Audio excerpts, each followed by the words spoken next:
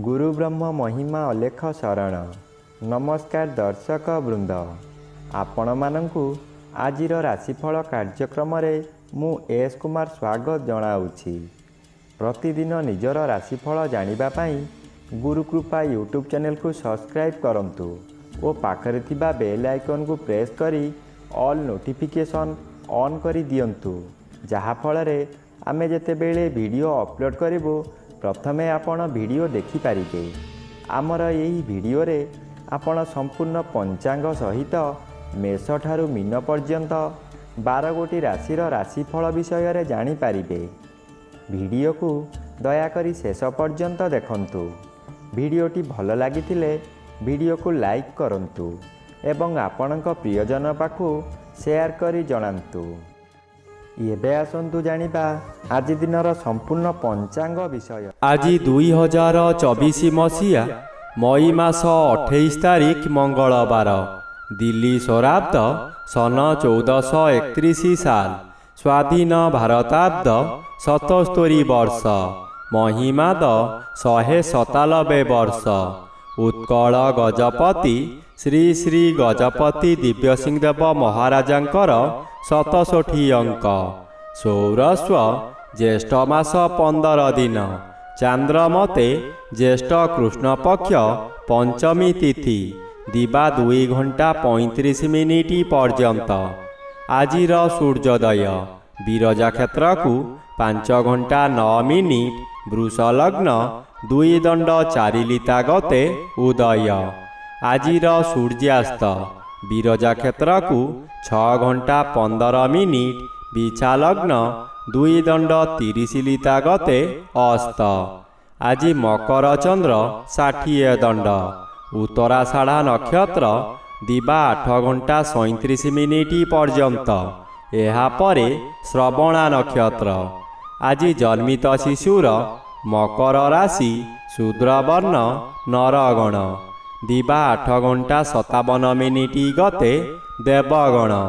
आज मृत व्यक्तिर 2 पाद पुष्कर दोष, दिवा 8 घंटा 57 मिनिट गते 1 पाद पुष्कर दोष। निषिद्ध खाद्य आज बेल भोजन निषेध अटे, दिवा 2 घंटा 35 मिनिट गते निम्ब भोजन निषेध अटे। आजिर अमृत जोग प्रातरु दिवा 7 घंटा 33 मिनिट मध्ये, दिवा 9 घंटा 9 मिनिट गते 11 घंटा 33 मिनिट मध्ये, दिवा 2 घंटा 21 मिनिट गते अपराह्न 3 घंटा 9 मिनिट मध्ये। सूर्यास्त ठारू रात्रि 7 घंटा 33 मिनिट मध्ये एवं रात्रि 12 घंटा 39 मिनिट गते शेष रात्रि 3 घंटा 3 मिनिट मध्ये। आजिर महेन्द्र जोग दिवा 11 घंटा 33 मिनिट गते 12 घंटा 21 मिनिट मध्ये एवं रात्रि 8 घंटा 39 मिनिट गते 10 घंटा 15 मिनिट मध्ये। आजिर काल बेला दिवा 1 घंटा 20 मिनिट गते 2 घंटा 58 मिनिट मध्ये। आजिर बार बेला दिवा 6 घंटा 47 मिनिट गते 8 घंटा 25 मिनिट मध्ये। आजिर काल रात्रि रात्रि 7 घंटा 37 मिनिट गते 8 घंटा 59 मिनिट मध्ये। आजिर राहु काल अपराह्न 3 घंटा ठारू 4 घंटा 30 मिनिट मध्यरे। आज सिंह राशिर घात चंद्र दिवा 8 घंटा 57 मिनिट गते कन्या राशिर घात नक्षत्र, दिवा 2 घंटा 35 मिनिट गते मेष राशि और कर्कट राशिर घात तिथि, मकर राशिर घात बार।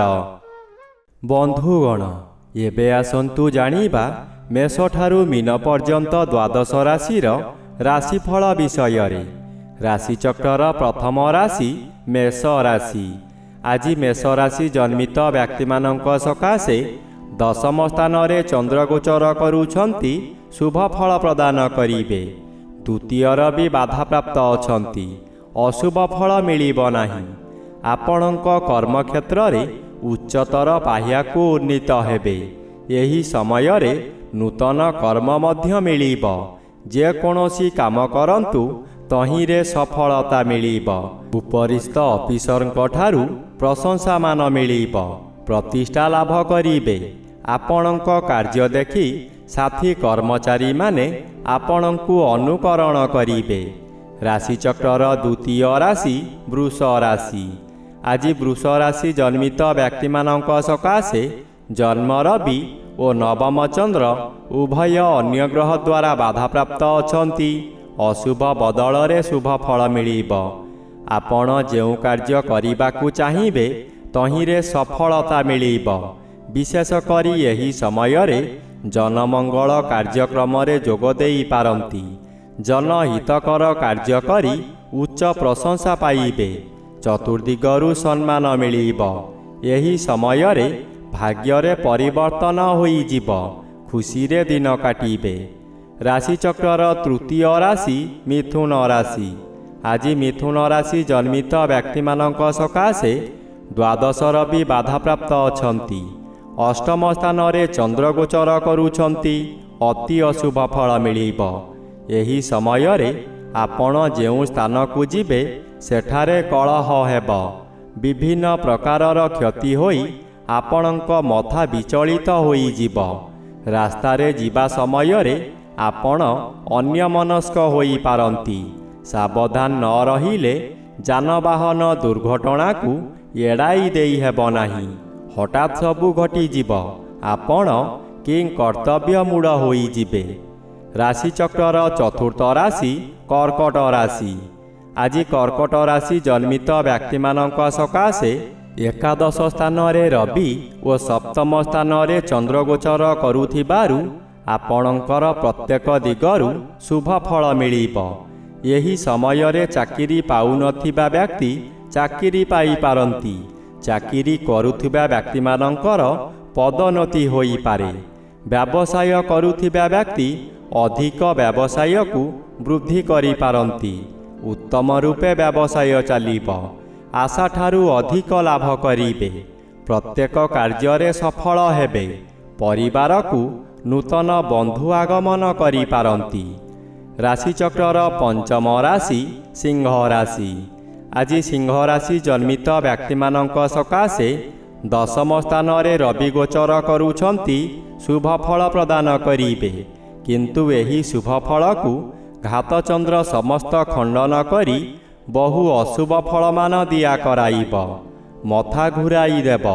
ଗରମ ଜ୍ୱର ହେବ। ଟିକେ ଟିକେ କଥାରେ ରାଗିଯାଇ ନିଜର ବହୁ କ୍ଷତି କରି ପକାଇବେ। ରାଗରେ ଘର ଛାଡ଼ି ଚାଲି ଯାଇପାରନ୍ତି। କଥାରେ ଅଛି ଯୁଆଡ଼େ ଯାଅ କର୍ମ ଘେନି ବୁଲୁଥାଅ।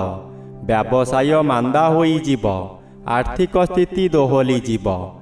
ରାଶିଚକ୍ରର ଷଷ୍ଠ ରାଶି କନ୍ୟା ରାଶି। ଆଜି କନ୍ୟା ରାଶି ଜନ୍ମିତ ବ୍ୟକ୍ତିମାନଙ୍କ ସକାଶେ ନବମ ରବି ମାସର ଦ୍ୱିତୀୟାର୍ଦ୍ଧରେ ଅଶୁଭ ଫଳ ପ୍ରଦାନ କରନ୍ତି ନାହିଁ। ପଞ୍ଚମ ଚନ୍ଦ୍ର ବାଧାପ୍ରାପ୍ତ ଅଛନ୍ତି। ଆପଣଙ୍କ ଜ୍ଞାନ ବହୁ ଗୁଣରେ ବଢ଼ିଯିବ। ମସ୍ତିଷ୍କ ଥଣ୍ଡା ରହିବା କାରଣରୁ ପ୍ରତ୍ୟେକ କାର୍ଯ୍ୟ କରିବା ପୂର୍ବରୁ ଭଲ ଭାବରେ ଚିନ୍ତା କରିବେ।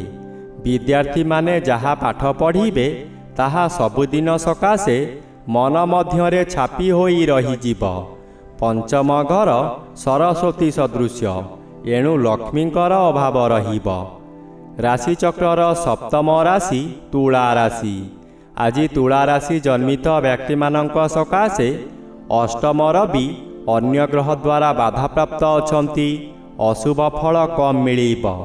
ଚତୁର୍ଥ ସ୍ଥାନରେ ଚନ୍ଦ୍ର ଗୋଚର କରୁଛନ୍ତି। କୃଷ୍ଣପକ୍ଷ ହେତୁ ଅଶୁଭ ଫଳ ମିଳିବ ନାହିଁ। ମଥା ବିଚଳିତ ହେବ କିନ୍ତୁ ଏତେ ବିଚଳିତ ଲାଗିବ ନାହିଁ।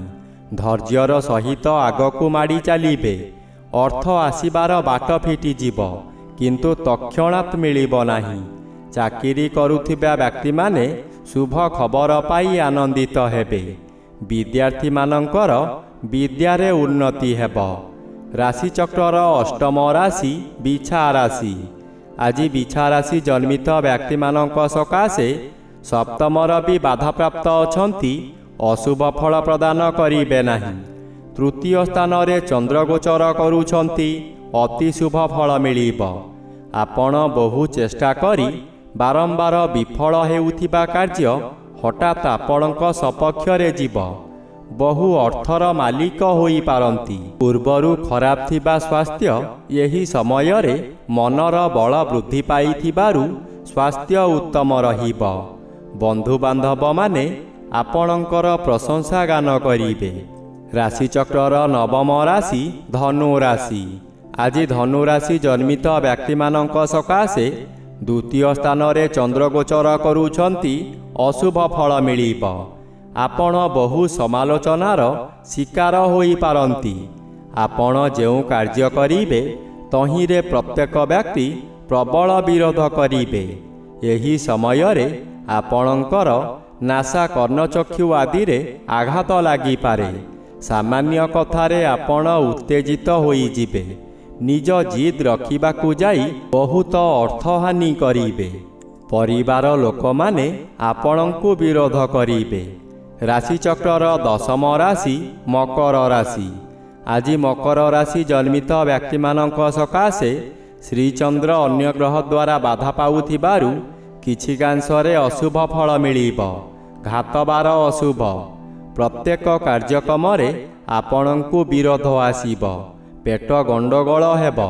ଭଲ ଭଲ ଖାଦ୍ୟ ପ୍ରସ୍ତୁତ କରିବେ କିନ୍ତୁ ନିଜେ ଭୋଜନ କରିପାରିବେ ନାହିଁ। ନୂତନ ପୋଷାକ ଆଣିଥିବେ, କୌଣସି କାରଣରୁ ଅନ୍ୟ ସ୍ଥାନକୁ ଯାତ୍ରା କରିବେ, ତାହା ପରିଧାନ କରିପାରିବେ ନାହିଁ। ଦିବସ ସାରା ଖାଲି ଦିବା ସ୍ୱପ୍ନ ଦେଖିବେ। ରାଶିଚକ୍ରର ଏକାଦଶ ରାଶି କୁମ୍ଭ ରାଶି। ଆଜି କୁମ୍ଭ ରାଶି ଜନ୍ମିତ ବ୍ୟକ୍ତିମାନଙ୍କ ସକାଶେ ଚତୁର୍ଥ ରବି ବାଧାପ୍ରାପ୍ତ ଅଛନ୍ତି। ଅଶୁଭ ଫଳ ମିଳିବ ନାହିଁ। ଦ୍ୱାଦଶ ସ୍ଥାନରେ ଚନ୍ଦ୍ରଗୋଚର କରୁଛନ୍ତି। କୃଷ୍ଣପକ୍ଷ ହେତୁ କିଛି ଶୁଭ ଫଳ ମିଳିବ। କୌଣସି ଦୂର ସ୍ଥାନକୁ ଯାତ୍ରା କରିବାର ଥିଲେ ନିର୍ଭୟରେ ଯାତ୍ରା କରନ୍ତୁ। ଫଳପ୍ରଦ ନିଶ୍ଚୟ ହେବ। ଆଜିର ସମୟରେ ପ୍ରାୟତଃ ପଦଯାତ୍ରା ଆପଣଙ୍କ ପକ୍ଷେ ଶୁଭଙ୍କର ହେବ। ଏହି ସମୟରେ ଧର୍ମ କାମ କରି କିଛି ଧର୍ମ ସଞ୍ଚୟ କରିପାରନ୍ତି। ଆୟର ପରିମାଣରେ କିଛି ଉନ୍ନତି ଆସିବ। ରାଶିଚକ୍ରର ଦ୍ୱାଦଶ ବା ଶେଷ ରାଶି ମୀନ ରାଶି। ଆଜି ମୀନ ରାଶି ଜନ୍ମିତ ବ୍ୟକ୍ତିମାନଙ୍କ ସକାଶେ ଏକାଦଶ ସ୍ଥାନରେ ଚନ୍ଦ୍ର ଓ ତୃତୀୟ ସ୍ଥାନରେ ରବି ଗୋଚର କରୁଛନ୍ତି। ଏହା ଆପଣଙ୍କ ସକାଶେ ବରଦାନ ସଦୃଶ୍ୟ ହେବ। ରାଜଯୋଗ ଫଳ ମିଳିବ। ଆପଣ ବହୁଦିନରୁ ଯେଉଁ କାର୍ଯ୍ୟ ସକାଶେ ଅପେକ୍ଷା କରିଥିଲେ ତାହା ଏହି ସମୟରେ ନିଶ୍ଚୟ ପୂରଣ ହୋଇଯିବ। କୌଣସି ଅଫିସରଙ୍କର ସାକ୍ଷାତ ପାଉନଥିଲେ, ଆଜି ତାଙ୍କ ସହିତ ସାକ୍ଷାତ ହେବ। ତାଙ୍କ ସହଯୋଗରେ ଆପଣ ବହୁ ନୂତନ କାମ ପାଇ ଉପକୃତ ହେବେ। ଅତିଥି ସତ୍କାର କରି ଦାନ ଧର୍ମ କରିବେ।